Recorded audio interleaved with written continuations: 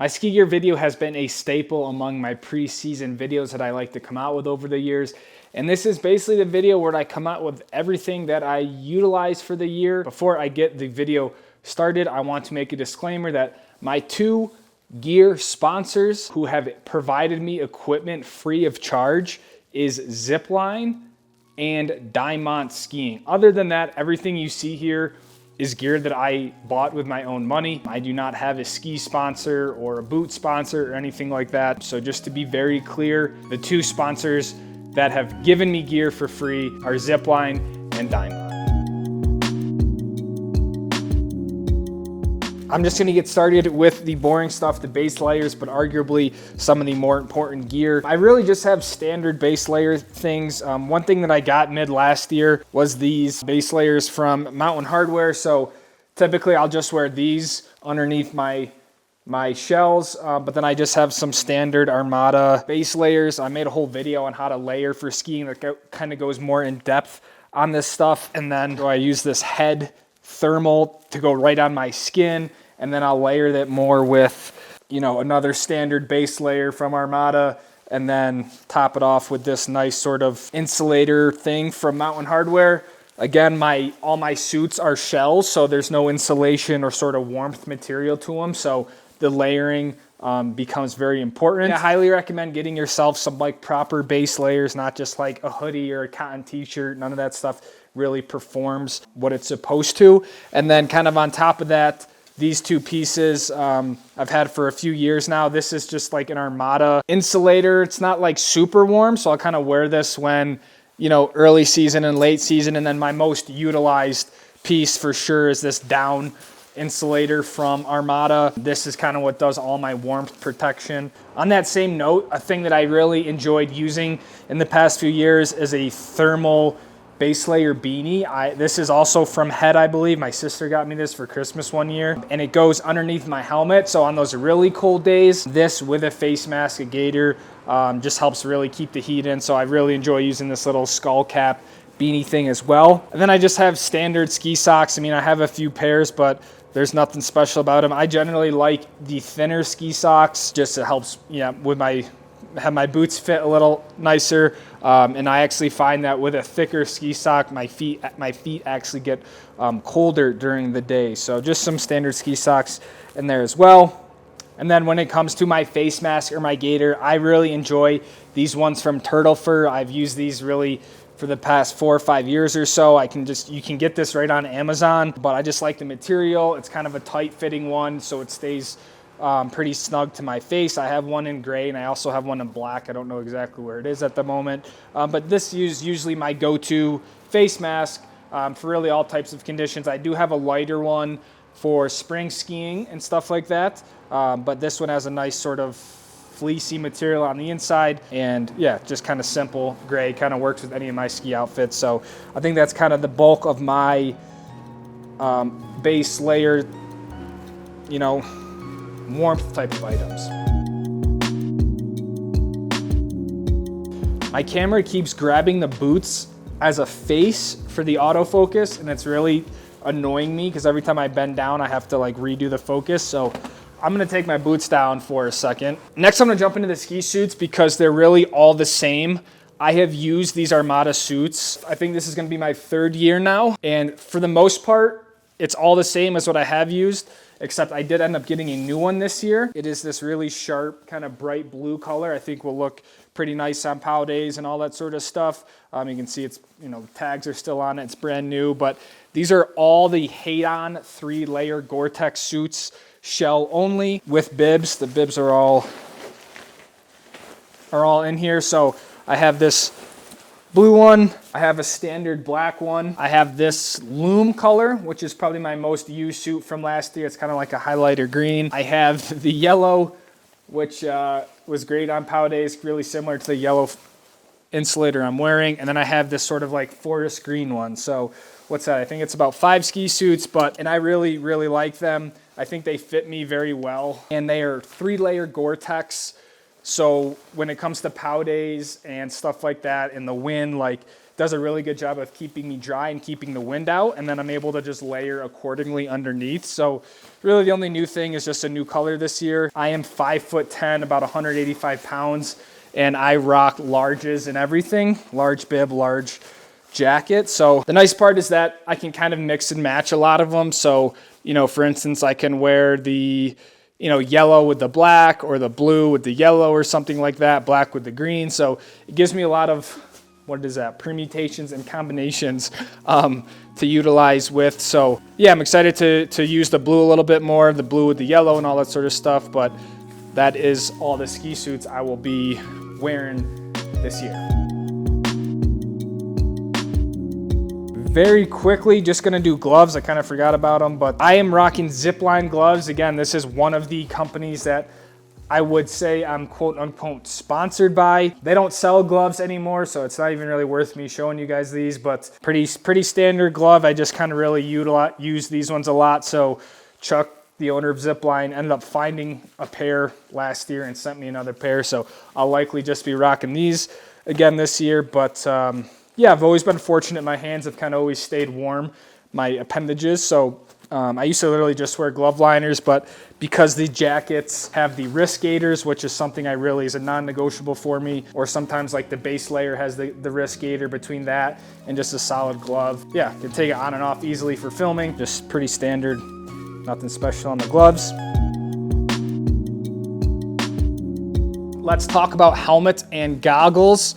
Helmet, same one I've been using for a very long time. Probably could use another one. Last year at Kicking Horse, I got destroyed in the helmet by the freaking chairlift coming off, I don't know, like the only chairlift there. So I got a big dent in here. So could probably get a new one. I think this is the Pret Epic. Yeah, Pret Epic X. It has MIPS. I've always liked the Prets. It fits my head well, fits well with my goggles. So yeah, standard black helmet. And then I have the Stoke Squad helmet sticker on either side. These are available. You can get them at my website, lucascatania.com/shop. Last year, I came out with my very own Stoke Squad goggle from Zipline. Made kind of a whole video on these, the features of them, but this is my own goggle. So it's based on the Zipline podium frame, and then we were able to put a Stoke Squad strap on the side. They come in both white and black. I just like the white because it kind of contrasts off the black helmet. So I have a few pair of the white goggles, and these are also available. You can get these on zipline.com. You can use my code for 15% off anything that you order. I have a few other things here from Zipline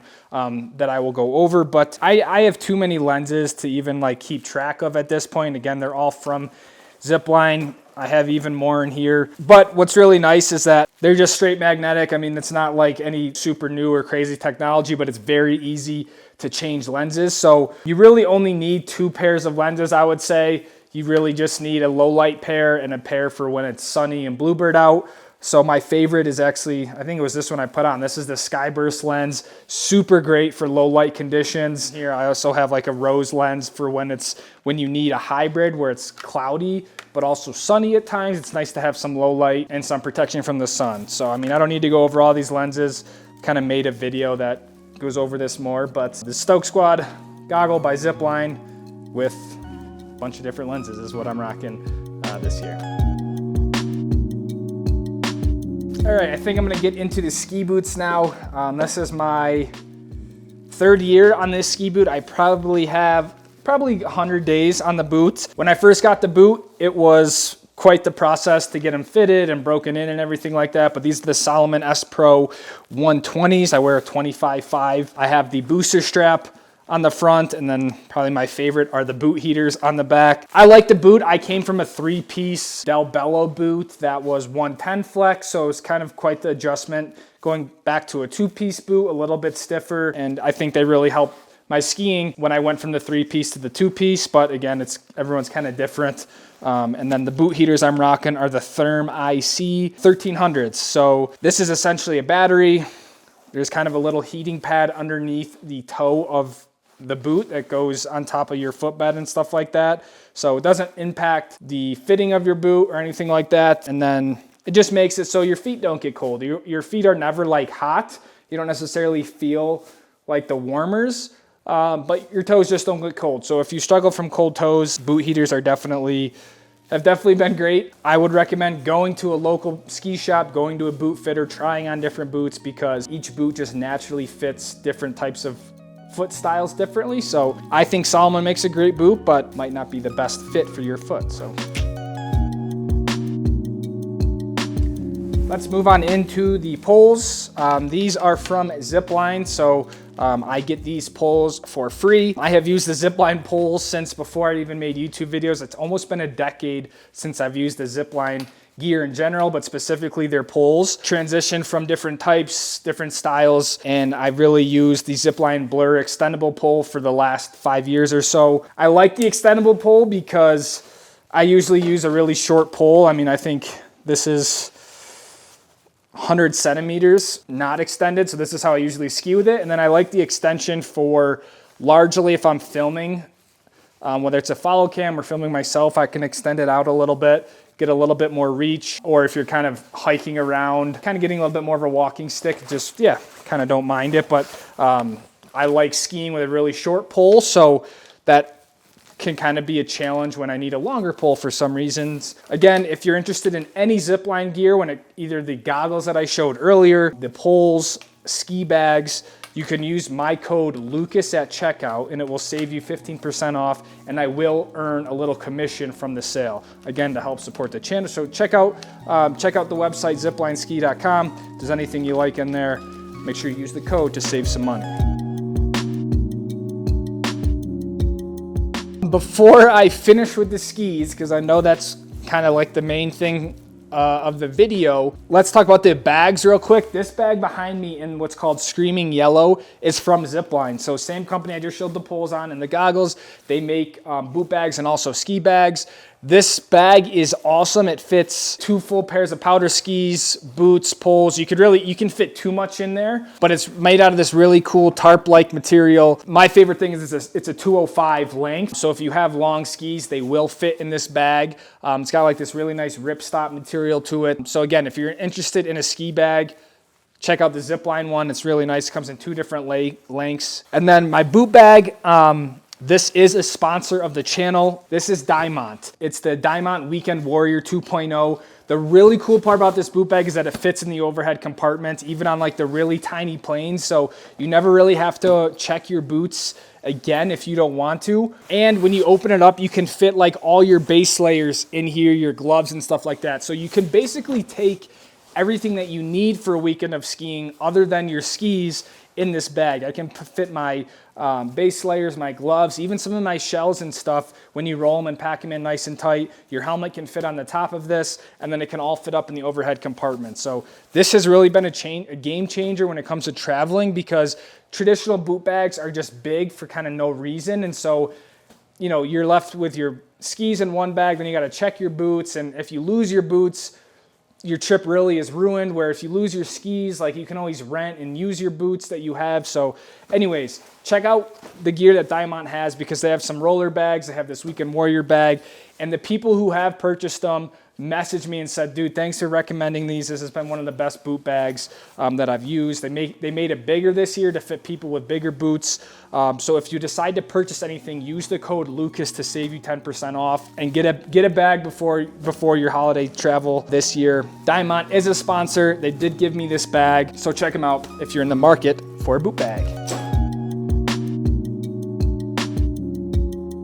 There was a year where I had 5 pairs of skis. You know, I had everything from a 98 all the way up to a 133 underfoot. I've downsized over the years. All my skis are from Armada. They don't sponsor me. They don't give me skis, nothing. So all these skis are bought with my own money. My first pair of skis here are the Armada ARV 106s. I'm gonna actually retire these this year and replace them with the Armada ARV 106 Ti. I don't really know why I decided to go with a ski with some metal in it, but to be honest, I never really loved the 106 that much. I don't know why, because I really like the ARV 116, but for some reason I just didn't vibe with the 106 that much. I used it in a bunch of different conditions, so I figured maybe if I got a ski that was a little bit more stiff, like the 106 with titanium in it, maybe I would enjoy it more. So this is kind of an experimental ski for me. I was gonna get the Declivity 108 as my Nero ski this year, but I kind of just decided on the 106. So it's still made out of the poplar ash core, but it is not edgeless anymore, tip to tail. So I have an edge all the way up, both the tip and tail, and there's basically metal in this ski. So a little bit nervous to use a ski with metal in it, but it might be nice for those harder packed days to give a little bit more rigidity and stability in the ski. I will likely just take these Tyrolia Attack 17s off this 106 and pop it on here. I mount all my skis at the factory recommended spot. These are the longest version they make, 188. So I'm excited to use these a little bit and share my thoughts if I like them or if I just do not jive with a 106 underfoot. So that is the first pair of skis, new pair for this year, is the 106 Ti. Now for my most used ski that I will continue using is the Armada White Walker 116. This is a powder ski through and through, but it's made out of the Karuba core, edgeless tip and tail. I don't know what it is. I just really enjoy the ski. I feel like I can ski it in just about anything. I almost exclusively just used this ski last year. Didn't matter really what the terrain was. I just like the ski. I'm able to make it work in hard pack and powder, whatever it is. And I did get the new version this year, which is right over here. Whoa. Same exact ski. Probably will get new look pivots to put on these ones. And then I'm actually gonna probably keep these ones mounted and utilize them early season, late season, because they're really beat up. So just kind of use them more for like a rock 116. But I always say that and then I just use the new one anyways, but I'm just not really in a rush to use these until I really have to. These are still great. They're pretty beat up, but that's why we like them. So this is my most used ski for sure, the 116. I don't recommend it for an all mountain ski, so please don't, see that I use it for everything. So, because there's a lot of rocker in this ski, not really a lot of camber. So on hard pack stuff, it's just not meant for that. But it's just something I've been used to over the years. So this is also a White Walker 116. This is, 2 years ago now. It's a different top sheet. This is really the ski that made me sell my JJ and really lean into this one. But this was a 185 in length, and I just felt like it was a little short. So I ended up moving up to the 192s, and I really like the longer ski length. And then finishing out my ski quiver is the White Walker 121. This is perhaps the most fun ski that I have when the conditions are good for it. This is obviously wider than the 116 I just showed you, but the same Karuba core. And I utilized this on our 5-day heli skiing trip. I utilized this on the cat skiing trip in Montana. And I've also used this on resort skiing as well. But where this ski really shines is in those bigger backcountry days when the base is just kind of bottomless. Like even at a resort, if you get a lot of snow, there's still usually firm moguls and things like that underneath. And so when you're heli skiing and you just have nothing but actual untracked snow, this ski is amazing. The way it floats on top of the snow, how light it is, it's just a blast to use. It's not really meant for resort skiing. You still got to get back to the lift. So using this on a groomer can be a challenge for some people, but at the end of the day, I love this ski. I almost bought the new model this year, but because I use these on just powder days, like the use on them is pretty light. So they're still in great shape. I'll use these for another year before, as I say that, there's a big gouge in them. But yeah, anyways, on here is the Armada STH bindings. I would like to put pivots on them, but I'll probably just wait till I change over. I think the binding's kind of a little bit loose or broken or something. But anyways, I'll keep these reserved for big pow days. If we do another heli skiing trip or anything like that, these are what's going to come out. My only issue is that they only come in a 183 in length. And with the amount of rocker on these things, I mean, the actual effective edge is so little that it skis very short. I mean, if they made this in like a 192, this ski would be absolutely money, but I think keeping it in one length only kind of adds to the novelty of it. That's kind of my quiver, 106, 116, 121. It's probably a little bit wider than most people would go for, but I like, and here in Utah, I ski a lot of just steep pow stuff, so that usually does me well. So I think that's it for my ski and binding setup. I think that does it for my ski gear this year. Again, it's all pretty similar to the years past. I mean, once I find stuff that I like, I generally don't change it. Just refining small things here and there. But obviously this is gear that I've taken, you know, half a decade to accumulate now at this point. So it's not like I just woke up and bought 5 ski suits and, you know, all these pairs of skis. I think if you live, let's say, in the East Coast or somewhere where there's more hard pack, it doesn't make sense for you to get the Armada White Walker. And, you know, if you're skiing Little Cottonwood Canyon only, I think it makes sense that you do get a bigger POW ski or something like that. So other than my camera gear, this is about it. So let me know if you have any questions. Again, thank you to Diamant and Zipline for sponsoring myself, the channel, stuff like that. And if you are a ski brand or an apparel brand and you'd like to work together, or you think you have some gear that I am missing out on, shoot me an email, send me a DM, whatever. I'd love to get in touch with you. But thanks for watching, guys. Another gear video, and I'll see you guys out in the next video. Peace.